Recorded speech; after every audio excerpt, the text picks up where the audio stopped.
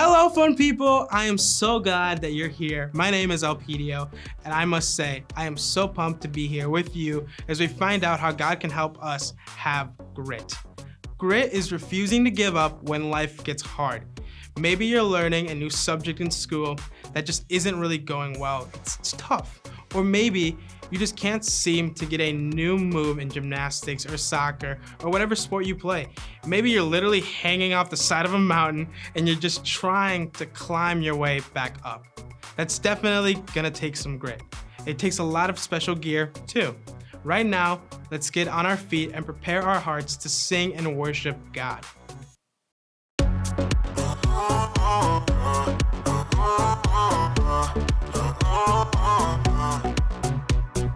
Everything keeps telling me to quit and not go where I'm going. But I'm never ever gonna stop, and there's no sign of slowing. Ooh, not moving backward. Ooh, I'm moving forward. 'Cause you give me the power to never give up.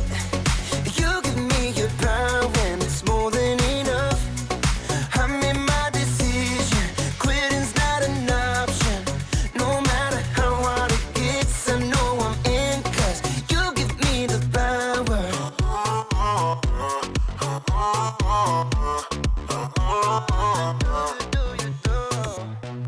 I'm committed to your plan, so I'll follow all of my days.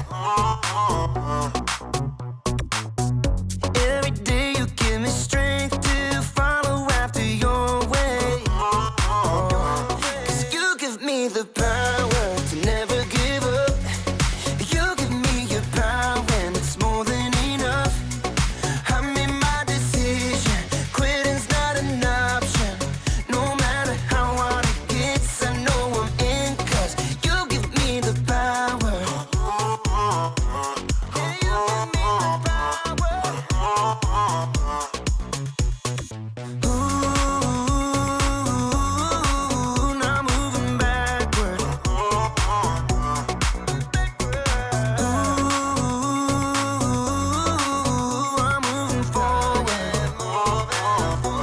'Cause you give me the power to never give up. You give me your power and it's more than enough. I made my decision, quitting's not an option. No matter how hard it gets, I know I'm in, 'cause you give me the power. Yeah, God gives me the power. You give me the power.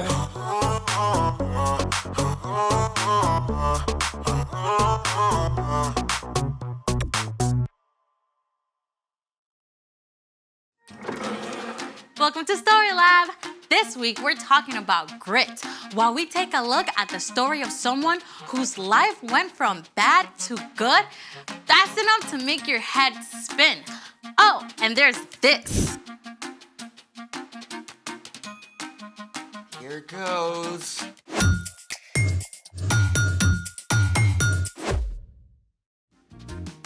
Hey, I'm Amaya, And I'm Zeke. and we're talking about grit, which is refusing to give up when life gets hard. What's under the plates? I don't know, actually. How do you not know? Well, today's story includes a mysterious dream with food. So, mystery food challenge. Oh, this is great. Those plates could be filled with all sorts of awesome, weird flavored gummies.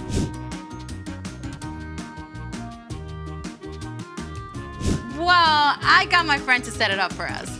You know what? Why don't you do the honors?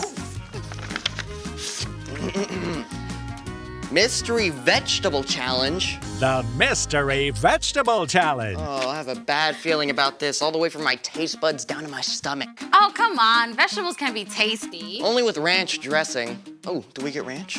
I don't know. Let me see. Okay, it says here that we each pick a dish, then we see who can finish eating whatever vegetable they get. I don't know. Come on, you can totally do this. Grit, remember? Can I cook mine with bacon? Just pick. Fine. Here goes.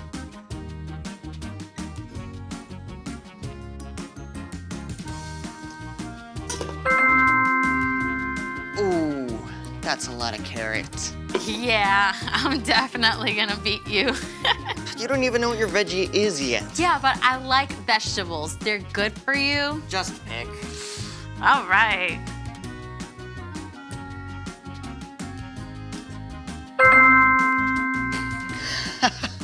Yum.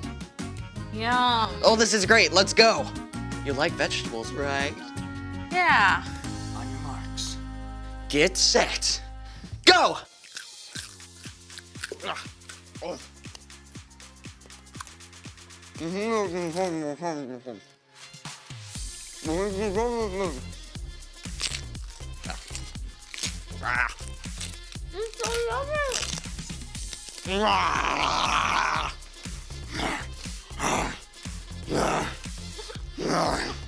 I'm gonna beat you.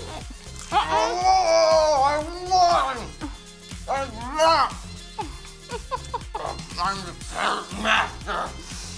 And I think it's time for... The story before the story. Today, we're in the very first book of the Old Testament, Genesis. God created the whole amazing world, but people turned away and broke their relationship with God. Still, God had a plan. God called Abraham and Sarah and promised to bless the whole world through their family line. One of Abraham's great-grandkids, Joseph, was sold into slavery in Egypt by his own brothers and then thrown in prison even though he done nothing wrong. But even there, God was with him, and Joseph didn't give up. That's where our story starts. Take it away, Brian. Hey everyone! Well, we are at the bottom of the roller coaster in Joseph's life. Let's find out if it gets any better. During his time in prison, Joseph had interpreted the dream of Pharaoh's drink taster and asked the man to put in a good word for him, remember? But the drink taster forgot until 2 years later when Pharaoh called his advisors together. I had 2 dreams last night. Who can tell me what they mean? No one could help Pharaoh until the drink taster, finally remembered Joseph. Pharaoh called for Joseph at once. Now, it must have been a serious shock to be pulled out of prison after so many years and marched straight into the palace. I've heard you can tell what dreams mean. Oh, I can't do it. But God will give the answer. I saw 7 fat cows come out of the river, but then 7 thin, ugly cows came up after and ate the fat cows. After that, I dreamed about 7 full heads of grain on a stem. 7 weak, thin heads grew up after them and swallowed up the 7 good heads. God has shown you what will happen. 7 good years with plenty of food are coming, but then 7 years without enough food will follow. Pharaoh should look for a wise, understanding man to take charge and store some of the food in the good years so there will be food to use later. God has made all this known to you. I'm putting you in charge of the whole land of Egypt. Think about it. It had been years from the time Joseph's brothers sold him until he was taken out of prison. And then, in a single morning, he was made second in command of the whole land of Egypt. Joseph traveled all over Egypt and helped to store up grain during the 7 plentiful years. And when the years of hunger began, Pharaoh sent everyone to Joseph to buy food. Now, the famine spread far beyond Egypt. It even reached into Canaan, where Joseph's father Jacob and Joseph's brothers lived. And they soon became desperate for something to eat. I've heard there's grain in Egypt. Go buy some for us so we won't die. Jacob would not let his youngest son, Benjamin, go. But the older 10 brothers made the long journey to Egypt and came before Joseph. Joseph's brothers bowed down to him, just as Joseph had dreamed about so long before. We've come to buy grain. We're hungry. Joseph recognized them, but they did not know who he was, so Joseph decided to test them. You're spies! No, we were 12 brothers, sons of one man in the land of Canaan. Our youngest brother is now with our father, and one brother is gone. Joseph continued to test his brothers. He ordered them to leave Simeon behind, return home, and come back with Benjamin as proof of their innocence. Joseph had their sacks filled with grain and sent them away. Along the way, the brothers discovered that their money had been returned. When they arrived home, they showed Jacob the grain and told him everything that had happened. We have to take Benjamin back with us. Joseph is gone. Simeon is gone. I won't let you take Benjamin. At first, Jacob refused to let Benjamin go, but soon, all the grain brought from Egypt was gone. Go back. Buy us a little more food. The man warned us we can't return without Benjamin. I promise to keep him safe. All right, but take gifts along. Take twice the money. May God cause this man to show you mercy. Once again, the brothers made the long trek to Egypt, this time with Benjamin. When they arrived, Joseph ordered that the brothers be taken to his own house, where a special meal was prepared. Is your father still living? He is alive and well. When Joseph heard that his father was still alive and saw his younger brother Benjamin, he was so moved, he left the room and wept. Then a short time later, at last, Joseph told his brothers who he was. I am your brother Joseph, the one you sold into Egypt. But don't be angry with yourselves. God sent me ahead of you to save many lives. Then Joseph hugged his brothers and wept. He forgave them. He told them to return to Canaan and bring Jacob and the rest of the families to live in Egypt where they would have enough food, and that's exactly what happened. Joseph's entire family packed up and traveled to Egypt. Joseph finally saw his father Jacob again. The whole family settled in a place called Goshen and had enough to eat through the rest of the famine. The end. That is epic. I mean, Joseph's brothers did something terrible. Yeah, but God flipped it upside down. God made sure that Joseph was in the right place at the right time with the power to save his whole family. Yeah, that's right. Jacob's family actually became the Israelites. And remember, God promised to bless the whole world through them. In fact, hundreds of years later, Jesus was born into Jacob's family line. Through the life and death and resurrection of Jesus, every single one of us can be forgiven. Phew. So, what's our part in the story? Well, Joseph held on through some difficult times, right? But all those hard pieces ended up leading to something amazing. So, we can look at how God worked in Joseph's story and trust that God is at work in our lives too. Oh yeah, absolutely. God is big enough and amazing enough to take something that seems awful and still work out a good ending. Like if you have to move away from your friends. Or maybe you get sick right before a big trip you've been super excited about. God can see the bigger story, even if we can't. God knows how things will be made right in the end. Yeah, we might just have to wait a little longer than we like. You know what? I think you two got it. See you next time. So here's the thing.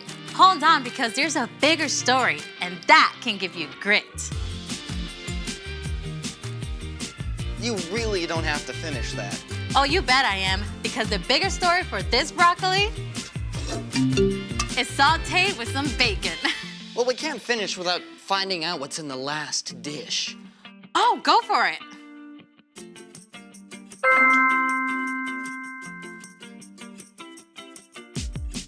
Seriously?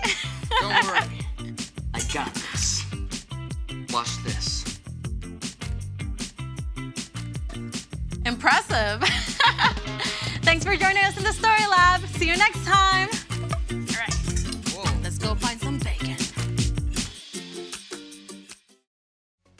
Wow, what a story. Joseph just went through so much in his life, so many ups and downs, and in the end, God used all of it for good. There was nothing good about Joseph being betrayed by his brothers. But God turned that into a good thing later, during the famine, because Joseph was the one to save his whole family and all of Egypt.